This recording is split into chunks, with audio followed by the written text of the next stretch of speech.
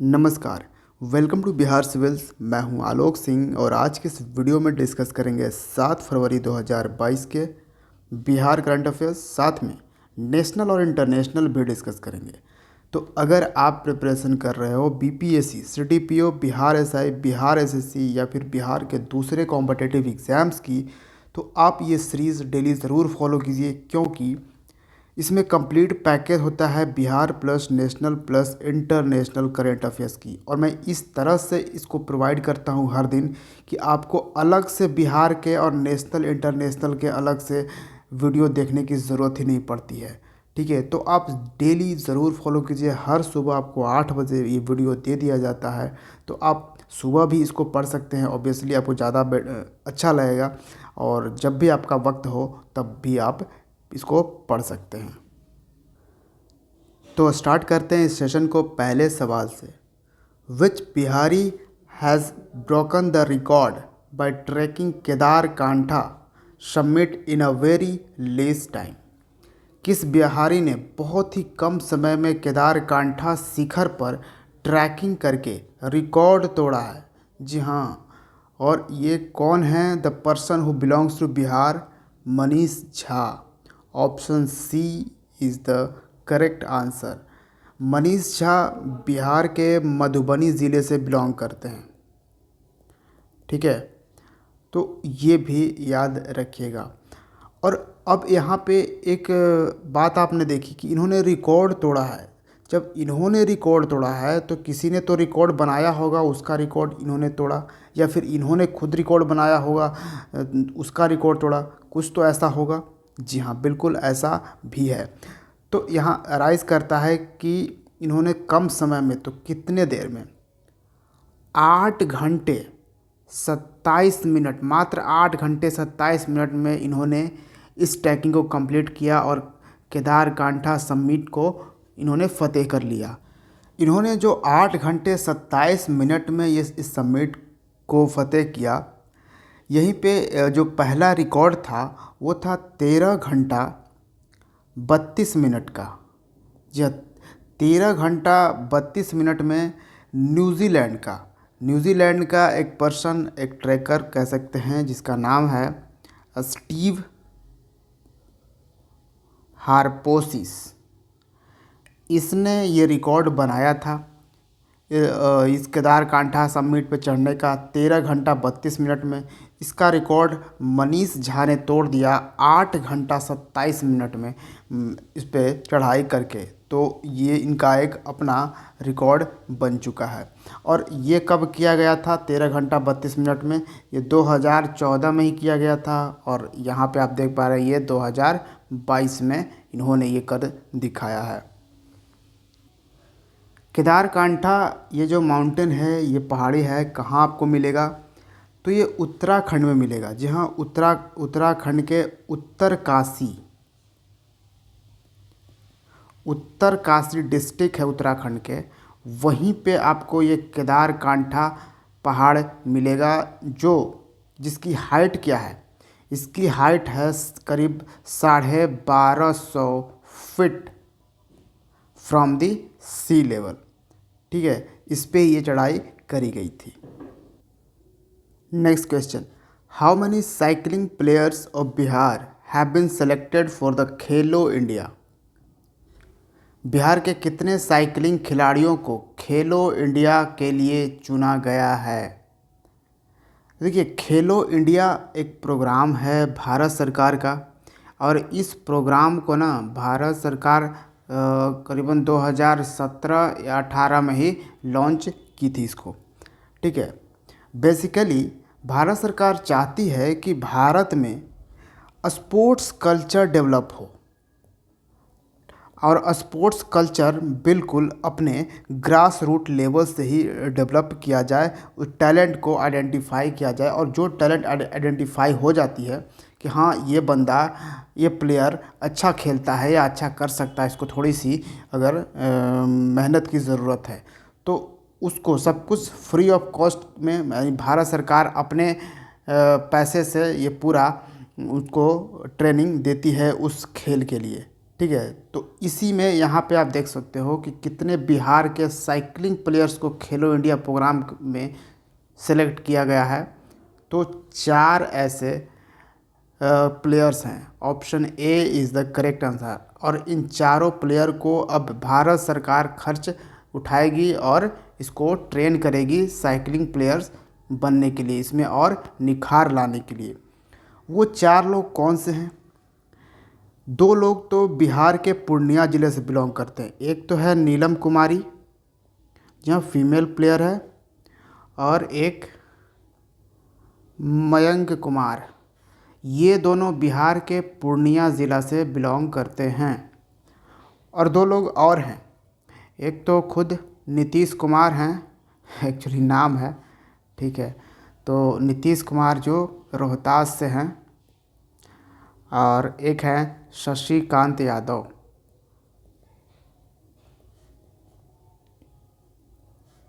ये कहाँ से हैं? सिवान से। तो ये 4 प्लेयर सेलेक्ट किए गए हैं बिहार से साइकिलिंग के लिए, ठीक है। तो नेक्स्ट क्वेश्चन डिस्कस करते हैं। Central government has approved the renaming of Hoshangabad नगर। केंद्र सरकार ने होशंगाबाद नगर का नाम बदलने की मंजूरी दे दी है, अप्रूवल दे दी है। तो होशंगाबाद का नाम अब क्या रखा गया है? तो होशंगाबाद अब हो चुका है Narmadapuram. Option A is the correct answer. कहाँ पे था ये होशंगाबाद? ये आपको मध्य प्रदेश में मिलेगा, ठीक है। और ये जो नर्मदापुरम है, एक्चुअली में किसके नर्मदापुरम इसलिए रखा गया है क्योंकि ये जो शहर है, ये जो नगर है, इसका ये सिचुएटेड है नर्मदा रिवर के साउथ बैंक पे, साउथ किनारे पे है। कौन? नर्मदापुरम। और होशंगाबाद जो है ये किसके नाम पर रखा गया था? तो मालवा का जो फर्स्ट रूलर कहा जाता है, मालवा का, ठीक है, फर्स्ट रूलर होशंग शाह। होशंग शाह के नाम पर ये होशंगाबाद नगर पड़ा था, जिसका अब नाम बदल के नर्मदापुरम कर दिया गया है। लेकिन सिर्फ इसी एक नाम के लिए अप्रूवल सेंट्रल गवर्नमेंट ने नहीं दिया। 2 और नाम है मध्य प्रदेश में ही, उसको भी बदलने का अप्रूवल मिल चुका है। एक और कौन सा है? तो शिवपुरी। शिवपुरी का अब नाम होगा कुंडेश्वर धाम, ठीक है।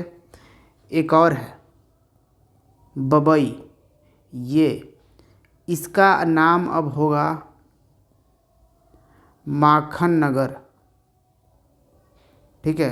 तो ये भी आप याद रखिएगा। शिवराज सिंह चौहान,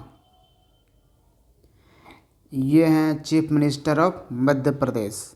और मंगू भाई पटेल, ये हैं गवर्नर ऑफ मध्य प्रदेश। तो ये भी आप याद रखिएगा।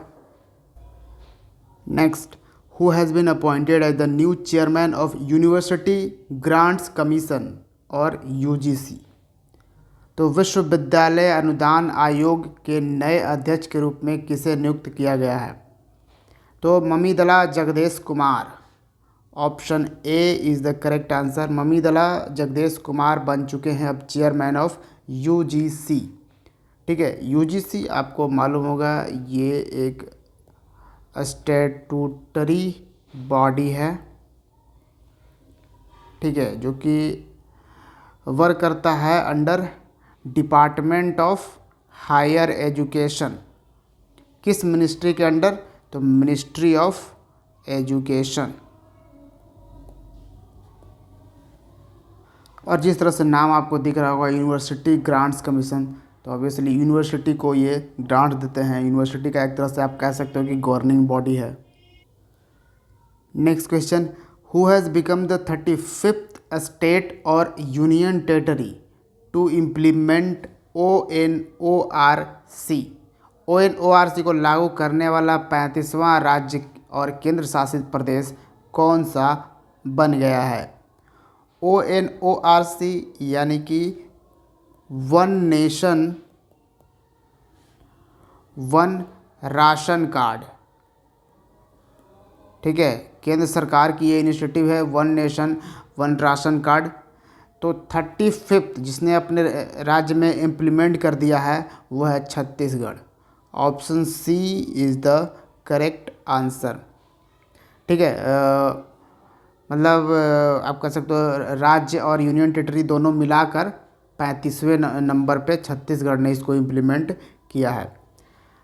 भारत सरकार की कहनाम है कि one nation one ration card इसलिए लाया गया है जो भी माइग्रेटरी हैं, जैसे मान लो कि बिहार से कोई वर्कर वो काम करने गया है किसी दूसरे राज्य में, जैसे मान लो वो गुजरात में गया, तो उसका जो राशन कार्ड का यहाँ पे बना हुआ था राशन कार्ड बिहार में, तो उसको तो वो राशन कार्ड का बेनिफिट मिल नहीं रहा है, क्योंकि वो तो राशन कार्ड वहाँ पर उसका काम कर नहीं रहा है।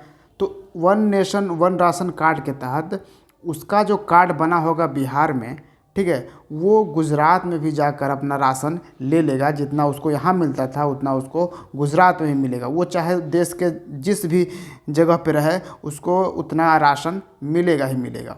ठीक है, तो इसका ये एम है, ये ऑब्जेक्टिव है one nation one ration card का। ठीक है, समझ गए।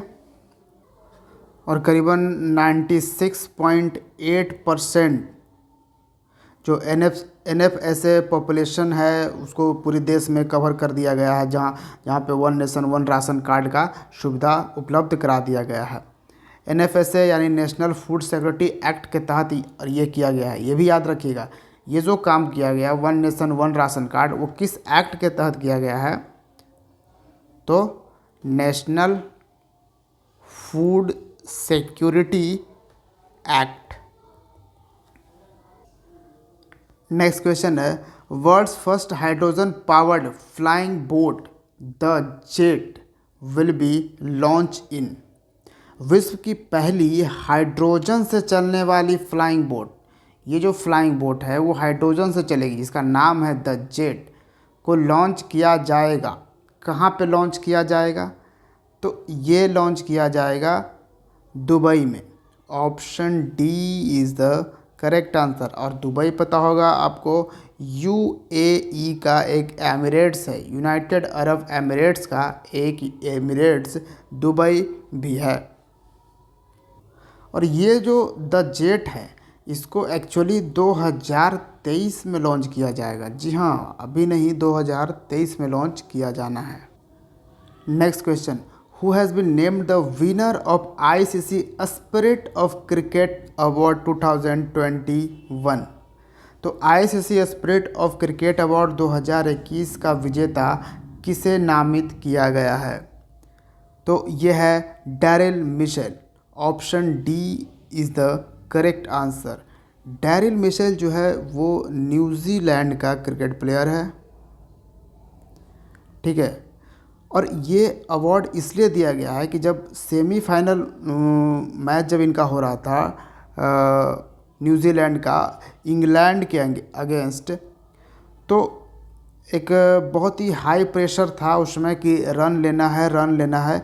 T20 वर्ल्ड कप हो रहा था, T20 वर्ल्ड कप का फाइनल, इसमें बहुत ज़्यादा हाई प्रेशर था, रन लेना है रन लेना है। लेकिन उसको इस प्लेयर ने, डैरिल मिशेल ने, वो सिंगल रन नहीं लिया और उसने एक अच्छा काम किया, उस प्रेशर को वो भाप गया था।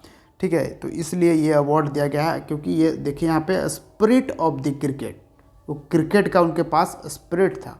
और ICC ने हाल ही में अपने अवार्ड डिक्लेयर किए हैं, जैसे ICC women's of the year 2021 का अवार्ड दिया गया है भारत की विमेन प्लेयर स्मृति मंधाना को। ठीक है, ये याद रख सकते हैं। फिर दिया गया है ICC मेंस, अब यहाँ पे विमेन हमने किया तो मेंस किसको दिया गया है, तो पाकिस्तान के शाहीन अफरीदी को दिया गया है मेंस प्लेयर का अवार्ड। ठीक है, यहाँ पे आपको सर गारफील्ड सोबर्स ट्रॉफी भी कहा जा सकता है, किसको दिया गया तो वो शाहीन अफरीदी को कहिएगा। या फिर रसेल हेहो फ्लिंट ट्रॉफी किसको दिया गया तो उसमें भी आपको कहना है स्मृति मंदाना। ठीक है, तो ये चीज़ें भी आप याद रख सकते हो।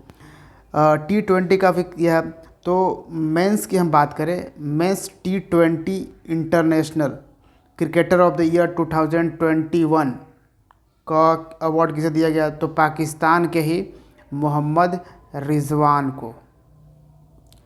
और T20 women cricketer of the year किसको दिया गया, यहाँ पे मेंस की हमने बात कर ली, विमेंस बताइए कि किसे दिया गया है तो ये दिया गया है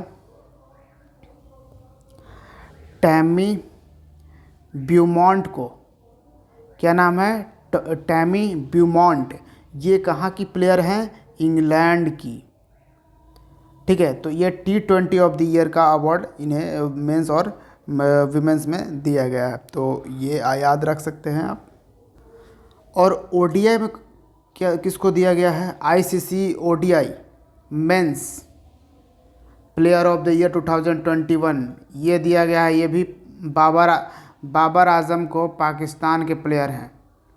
ठीक है, और women's ICC women's ODI one day international cricket के लिए किसे अवार्ड दिया गया है, विमेंस की अगर हम बात करें तो विमेंस में दिया गया है लिज ली को। ये साउथ अफ्रीका की प्लेयर हैं। और बाबर आजम तो पता है पाकिस्तान के प्लेयर हैं। Next question, which ministry has launched federated digital identities. किस मंत्रालय ने फेडरेटेड डिजिटल आइडेंटिटी लॉन्च किया है तो ये मंत्रालय है ministry of electronics and information technology. Option B is the correct answer. In short इसको बोलते हैं MEITY, मीटी। ठीक है, तो ये मिनिस्ट्री संभाल कौन रहा है, कौन है इसके मंत्री, ये भी इम्पोर्टेंट सवाल है। अश्विनी वैष्णव। अब चौंक मत जाइएगा, अश्विनी वैष्णव जो हैं वो minister for electronics and information technology भी हैं और साथ में ये रेलवे मिनिस्टर भी हैं। ठीक है, 2 पोर्टफोलियो ये संभाल रहे हैं Ashwini Vaishnaw. Next question, recently which state has got freight train connectivity for the first time. हाल ही में किस राज्य को पहली बार फ्रेट ट्रेन कनेक्टिविटी मिली है तो ये कौन सा राज्य है, ये है Manipur. Option A is the correct answer. Freight train आपको पता होगा ये सामान को ढोने की काम करता है, ये काफ़ी इम्पोर्टेंट होता है फ्रेट कनेक्टिविटी के लिए। सामान को ढोना, यहाँ से वहाँ ले जाना काफ़ी इजी हो जाता है, जिससे कि बिज़नेस जो है वो अच्छा से बूस्ट कर पाता है। और आपको मालूम होगा केंद्र सरकार जो है वो 7,000 करोड़ रुपए एलोकेट किए हैं जो नॉर्थ ईस्ट के स्टेट हैं उसमें कनेक्टिविटी बढ़ाने के लिए, रेलवे कनेक्टिविटी बेसिकली आप कह सकते हो। ठीक है, रेलवे कनेक्टिविटी बढ़ाने के लिए। जैसे एज़ फॉर अगर एग्ज़ाम्पल की बात अगर हम करें तो जैसे जिरीबाम से इम्फाल तक जो न्यू लाइन प्रोजेक्ट है ये भी उसके अंडर ही आता है। जिरीबाम आपको कहाँ पे मिलेगा, मणिपुर में, इम्फाल में मिलेगा। एक्चुअली जिरीबाम जो है ना, जिरीबाम ये इम्फाल में है। ठीक है, तो जिरीबाम से गुवाहाटी को जाएगा असम में एक ट्रेन। ठीक है, तो इसके लिए बनाया गया है, तो ये याद रखिएगा। ठीक है, वो पहला थोड़ा सा मिस्टेक हो गया था। नेक्स्ट है, Hwasong 12 is a nuclear capable missile has been successfully tested by which country। Hwasong 12 एक परमाणु सक्षम मिसाइल है जिसका परीक्षण किस देश द्वारा सफलतापूर्वक किया गया है तो ये देश है North Korea. Option B is the correct answer. North Korea और एक है साउथ कोरिया। तो नॉर्थ कोरिया को साउथ कोरिया से कौन सा लाइन अलग करता है, तो उस लाइन का नाम है 38th पैरेलल। ठीक है, ये याद रखिएगा। और इसका रेंज कितना है, एस्टिमेटेड रेंज है 4500 किलोमीटर। नेक्स्ट क्वेश्चन है, which states tableau was named best in popular choice in Republic day parade 2022। गणतंत्र दिवस परेड 2022 में किस राज्य की झांकी को लोकप्रिय पसंद में सर्वश्रेष्ठ नामित किया गया था। अब आप थोड़ा सा कन्फ्यूज़न में होंगे। आप बोलोगे कि इसका तो आपने पिछले वीडियो में ही बताया था कि बेस्ट टैब्लो जो है रिपब्लिक डे परेड में वो उत्तर प्रदेश का टैब्लो था। जी हाँ, बेस्ट टैब्लो उत्तर प्रदेश का ही टैब्लो है। यहाँ पे एक कैटेगरी लिखी गई है, देखिए पॉपुलर चॉइस की कैटेगरी। क्या हुआ है कि इस बार ये पहली बार हो रहा है 2022 में कि जो पब्लिक है, जो जनता है भारत की, उनको ऑनलाइन वोटिंग वेबसाइट पे जाके ऑनलाइन वोटिंग करने का प्रावधान किया गया, प्रोविज़न दिया गया। तो उसमें जो पॉपुलर कैटेगरी थी, ज़्यादातर लोगों ने पसंद किया ये। और ये टैब्लू किसका है, महाराष्ट्र के टैब्लू है। ठीक है, option D is the correct answer. ये महाराष्ट्र की झांकी है। तो अगर पॉपुलर चॉइस में बताना हो तो महाराष्ट्र की झांकी, अगर बेस्ट सिर्फ अगर बोला जाए तब वो उत्तर प्रदेश की झांकी को फर्स्ट प्राइज़ दिया गया था। यहाँ पे देखिए जो महाराष्ट्र की झांकी है वो इन्होंने बहुत ही ब्यूटीफुली अपना डाइवर्सिटी जो है 5 बायोडाइवर्सिटी दिखाया है अपने झांकी में। 5 बायोडाइवर्सिटी में क्या, आप इस पिक्चर में देखिएगा, ये जो गिलहरी दिख रहा है यहाँ पे, ये वाला जो गिलहरी, ये है इसका इंडियन जायंट स्क्वायरल, जिसको ये यहाँ पे स्टेट एनिमल है ये महाराष्ट्र का, और इसको शेकरू कहते हैं। ठीक है, क्या कहते हैं, शेकरू। फिर ये वाला दिख रहा है आपको, ये बटरफ्लाई, ये जो बटरफ्लाई है ये महाराष्ट्र का स्टेट बटरफ्लाई है, जिसको बोलते हैं ब्लू मॉर्मॉन। इस बटरफ्लाई का नाम है ब्लू मॉर्मन। ठीक है, तो ये याद रखिएगा। फिर आप इस बटरफ्लाई को देखोगे एक फूल पे, यहाँ पे बहुत सारे फूल पे ये बैठा हुआ है। ये कौन सा फूल है, ये फूल भी स्टेट फ्लावर है महाराष्ट्र का, और इस फूल का नाम है जरूल। ठीक है, तो ये याद रखिएगा। तो 3 हो गए, 1 2 3।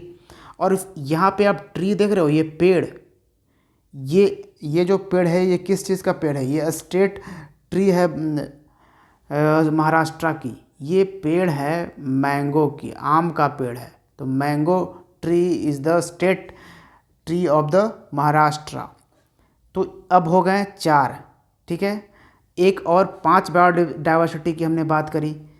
तो एक यहाँ पे आप एक पक्षी देख रहे हो, एक चिड़िया। इस चिड़िया, ये जो चिड़िया है इसका नाम है हरियाल। ठीक है, हरियाल नाम है।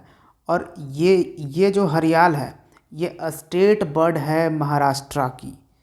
तो ये 5 बायोडाइवर्सिटी यहाँ पे दिखाई गई थी, और काफ़ी टैब्लो भी काफ़ी देखने में खूबसूरत लग रहा था, आप देख ही पा रहे हो। नेक्स्ट और आज का लास्ट सवाल, who has resigned as the additional director of Britannia.